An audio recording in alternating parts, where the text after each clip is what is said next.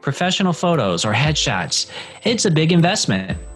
You'll want to listen to this before your next headshot shoot. Let's get to it. As a child, I realized I had a gift. I see people without their doubts or fears as the fully expanded future versions of themselves. Our future selves whisper messages. I hear them, and you can too. Welcome to the Creative Whisperer. When you make any moment or any photo shoot so precious, it truly does strangle the life right out of it. And that's the exact opposite of what you want to do. And when you realize, especially for actors, oh my gosh, if this is something you're going to do for a career, then every headshot shoot that you take, and you're going to do many of them, every shoot is really almost like a workshop, because you're getting to know yourself a little more. You're getting to know where your face is now, if it's been a year or two. And so you think of it like a workshop where you get to try things out, where you get to, it's not about the photos. It truly isn't about the photos. It's, can I put myself at ease? Can I enjoy the experience? Can I make it not about being beautiful and having the perfect photo that looks like it was photoshopped even though it wasn't? Can I just make it about how I feel as I go through this photo shoot and go easy on myself? We had to get passport photos retaken when we were in Italy. You know, that's another story, but we lost our passports. And so we had to have them retaken on the fly in the immigration office. And so there's a little photo booth down there, and you get 3 shots to take your photo before it's zipped up to the place that prepares them. And so I kid you not, my photos, my kids came in, they called other people in to see my first one because it was just so funny.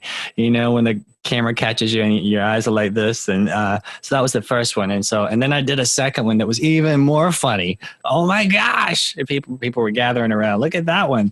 You get one more shot. And so on the third one, it was more acceptable as a passport photo, but still kind of funny. And I love that experience. The fact that I have photos like this doesn't say anything about my self-worth or my way of being. It was a fun experience for all of us. And I learned a little bit about, okay, your head needs to go like this when you take a passport photo in the immigration office. Now, when will I use that information again? Who knows? But it's the same for a headshot shoot. You learn a little bit about where to tilt your head with this particular photographer. And, this photographer likes to take shots that are up, and I need to tilt my head this way. And you don't know that until you take some different shots, till you really try a lot of different things out. So make it not about impressing anyone. Make it about enjoying yourself, trying different things out. Treat it like a workshop for yourself. Does that feel like a little bit of a relief? Actually, it does, because I was heading down that path, wanting my nails to be perfect. You know, my hair, what am I going to do with my hair? You know, what kind of outfit am I going to wear?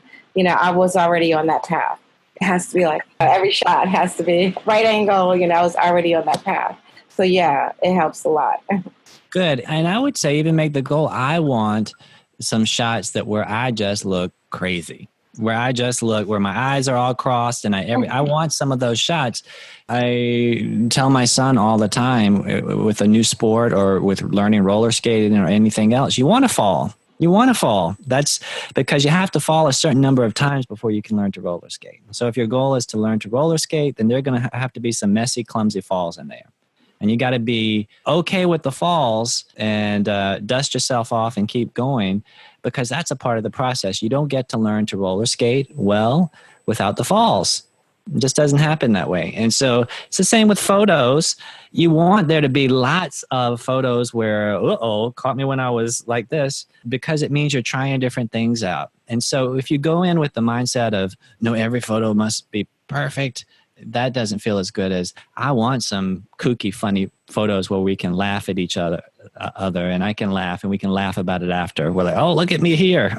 Look at me here. Because I know it says nothing about my self-worth, these photos. Thank you, Israel. That helps a lot. It helps a whole lot. my parents bought me a car when I was in high school. And my father, it was a 67 Mustang. It was very nice. He painted it red. He reupholstered the seats.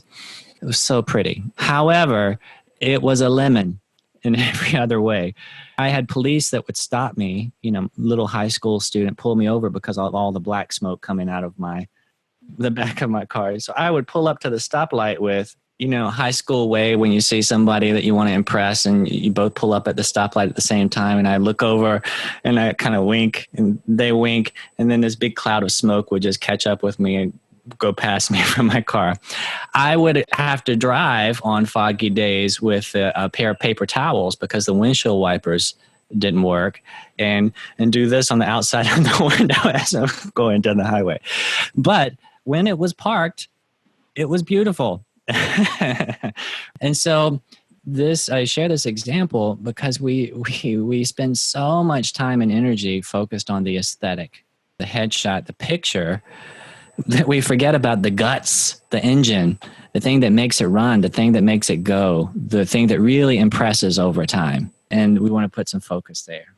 I really wasn't even thinking along those lines. I was thinking along the lines of like logistics, like 1, 2, 3, 4, 5, 6, 7. Let me do this first. Let me do this second. Let me do this third. Okay, now I got my nails done. Now I got my hair done. I know what I'm going to get my makeup. Okay, let's shoot. This actually makes it looking forward to having fun. Good. And do all of those things that feel good to do. Pick up that headshot book if you don't have it that we wrote with all the details, but it's not about the details. Get your nails done if it feels fun to get your nails done. And it probably will. I'll do all those things. But remember, that's not the gas in the car. That's not the engine in the car.